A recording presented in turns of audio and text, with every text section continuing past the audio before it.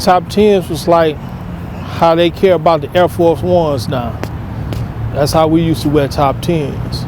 Were they associated specifically with YBI? Was it a problem with It became that, but at first it wasn't.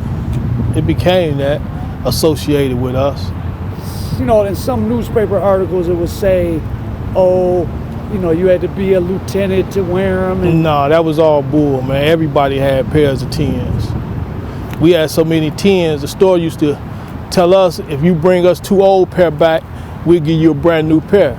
And the reason they was doing that, because our old pairs wasn't that really old. You just wore them a couple times. You know what I mean? You just wore them a couple times, speck a little dirt get on them, and we go buy a new pair, just like they doing now.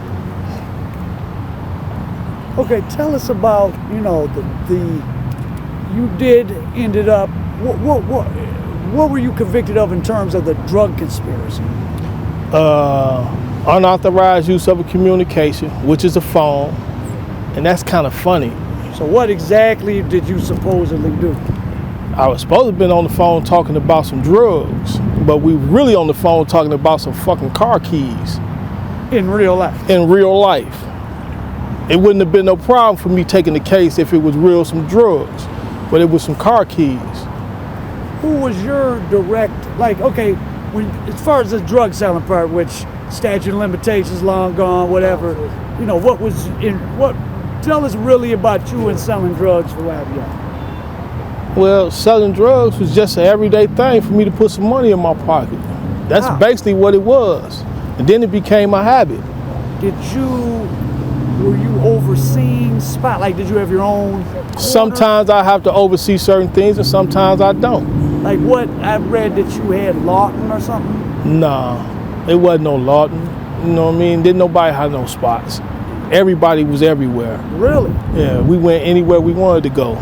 If you was with us, you had a spot, I'd come over to your spot. You know, it's a lot of rumors. Like I say, we got a bad name for a lot of things that, you know, we really didn't do. So do you feel like it was just a bunch of guys kind of banding together? That's all it was. It was just a neighborhood thing. Basically, it was just a neighborhood thing. Money. So how did a daily operation work in the morning? So if it's 6 a.m. on a Wednesday, you know, I'm sure you must have been at the mix houses sometimes. Like, how did the whole stuff get distributed? It was like Ice-T said, up early 6 in the morning. That's how it basically was. Because a lot of heroin addicts are functioning, and they had to get it before. Hey, they had to get it before they go to work. You know what I mean? How much would be made up in a day? Did you know were you involved in that part or not really? The distribution part, yeah, you know.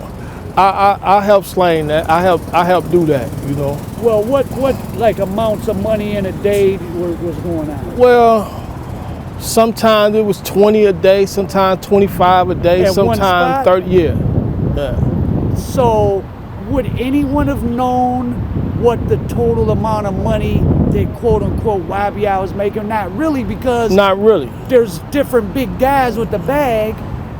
Not really. You couldn't really pinpoint it, but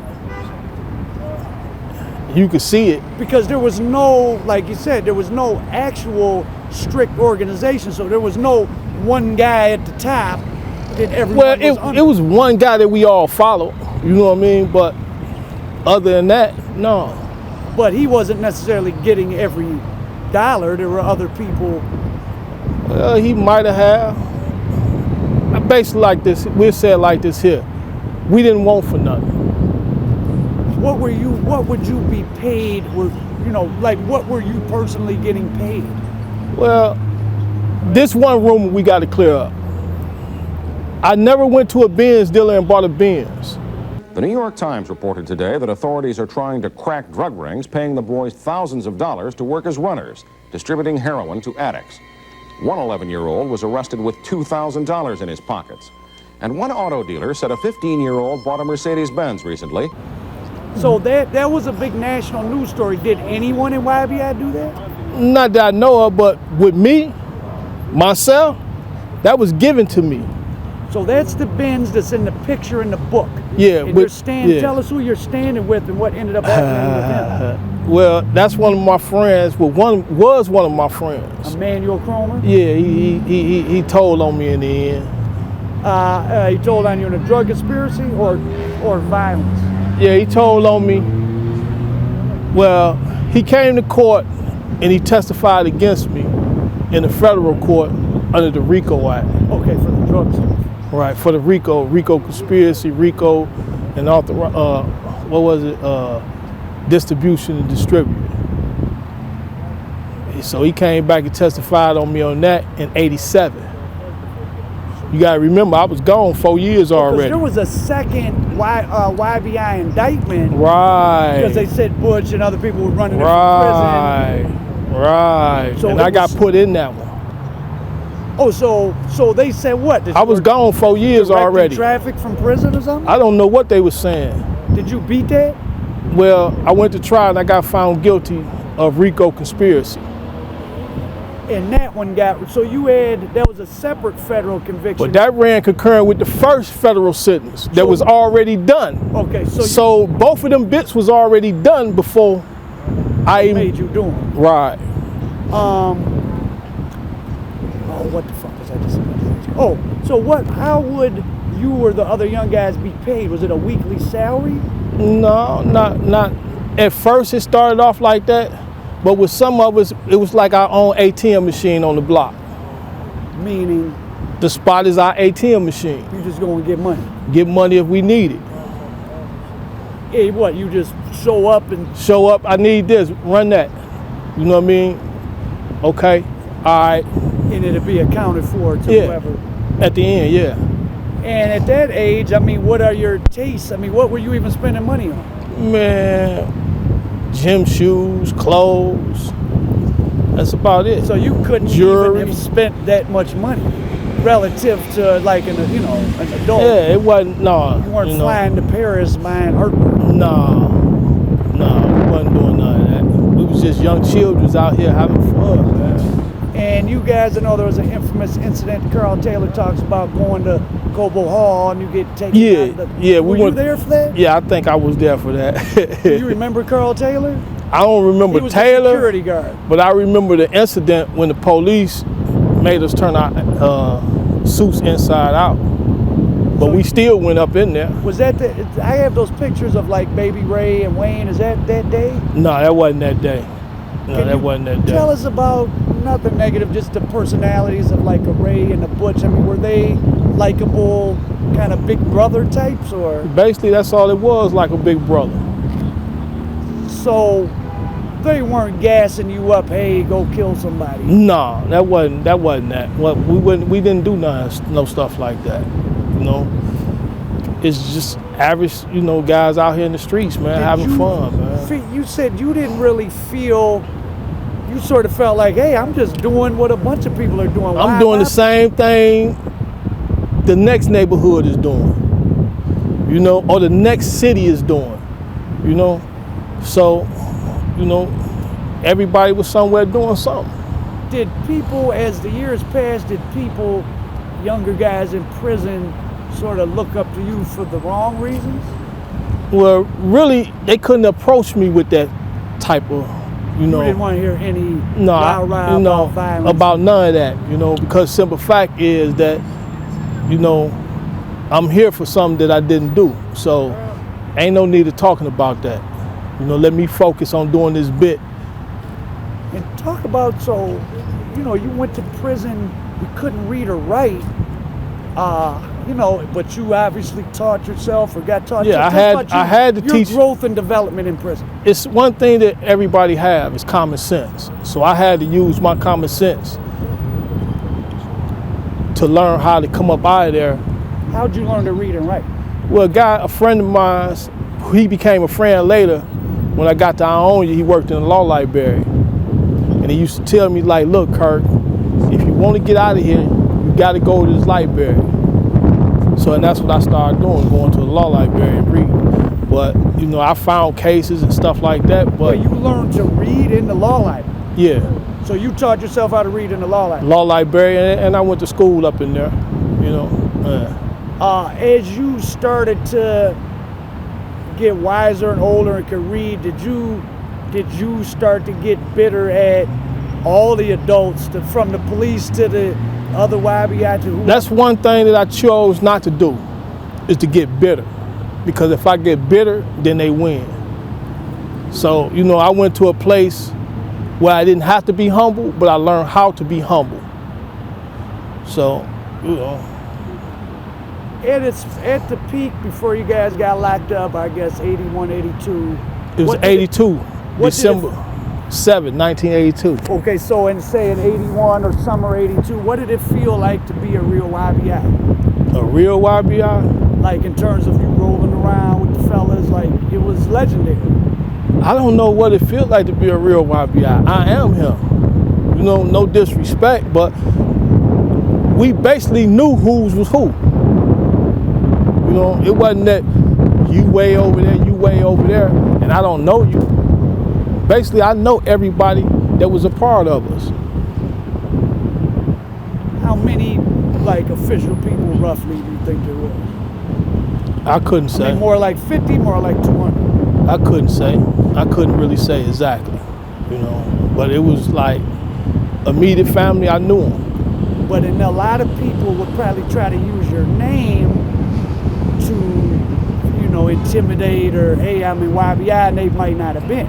Yeah, so some could a lot do that. of things been attributed to you guys that weren't you guys? A whole lot of things was pointed at us that wasn't, like, you know, like to Kerry Goins, when he shot the police. You know, that's a friend of mine, but he never was with us. Really? But they put that on us and said he was a young boy and he wasn't with us. Really? Yeah. So yeah, that's one of the infamous cases that really got the spotlight on you guys hard. And you're seeing those guys on the corner. Kerry wasn't never. Kerry, he was never with us. Philadelphia and Woodward, right? Yeah, he was never with us. But I know him. You know, we real close. Now, or you mean back? Right now, but back then I didn't really know him. Oh, Kerry's around. Yeah, he's still around. He out here now.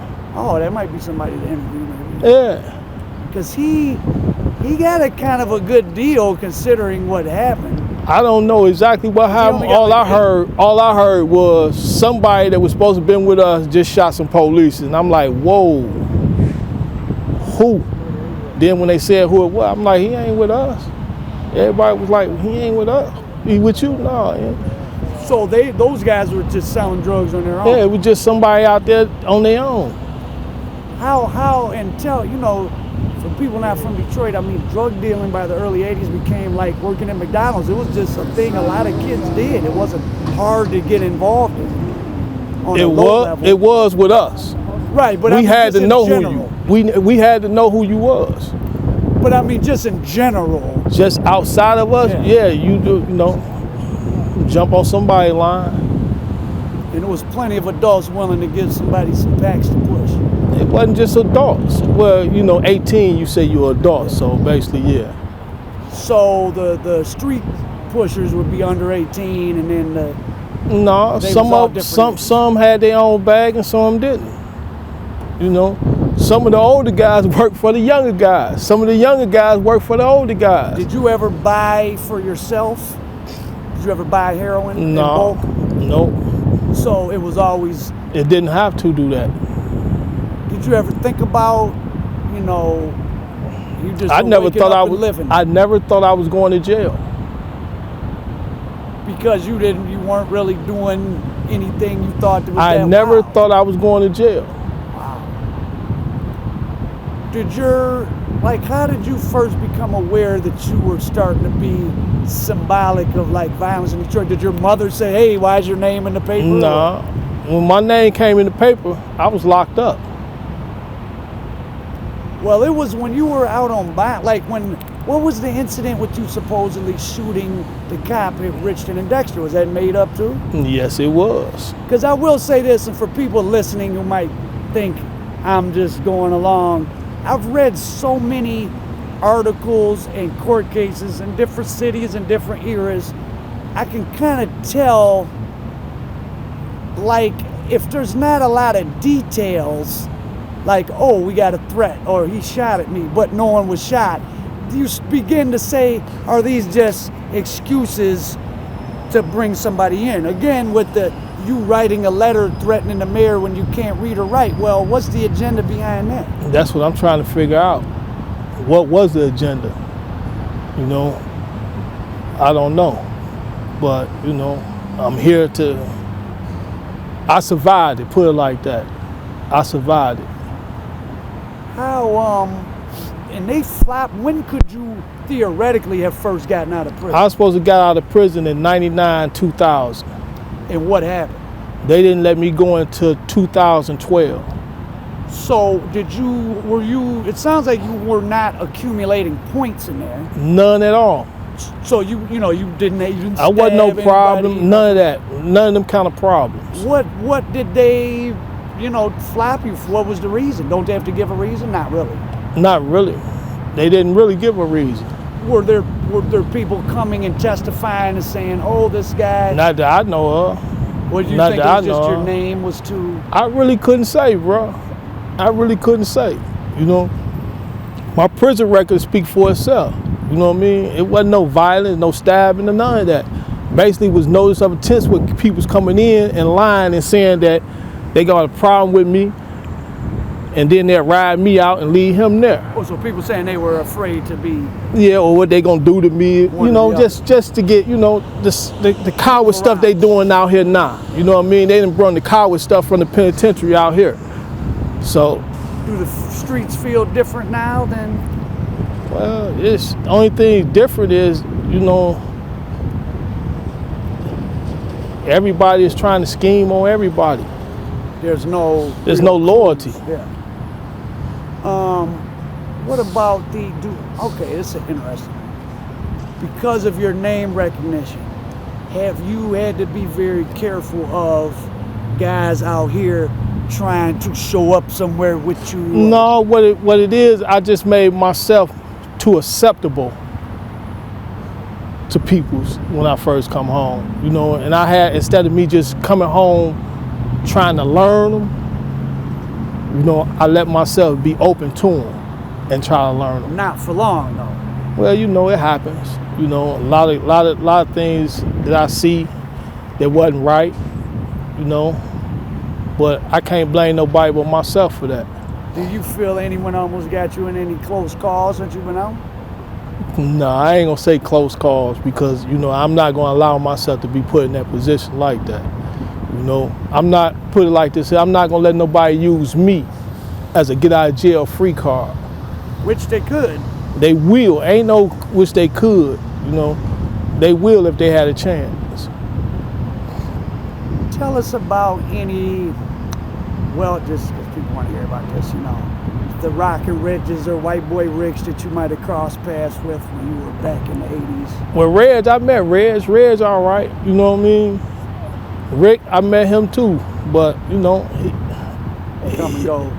They, you know, just like them, me, it's a bunch of us out here like that. You know, so it's not just one particular person you can say, it's a bunch of young guys that got sometimes the raw deal. We're gonna wrap it with this. Who is Kurt? Kurt is an honorable, respectable guy. Simple as that, you know. You've been free now 8 years with no problem. About 8 years. You know, police. No problems, none of that. You know, you can pull my record. Everything that I'm talking about, I'm solid on mine.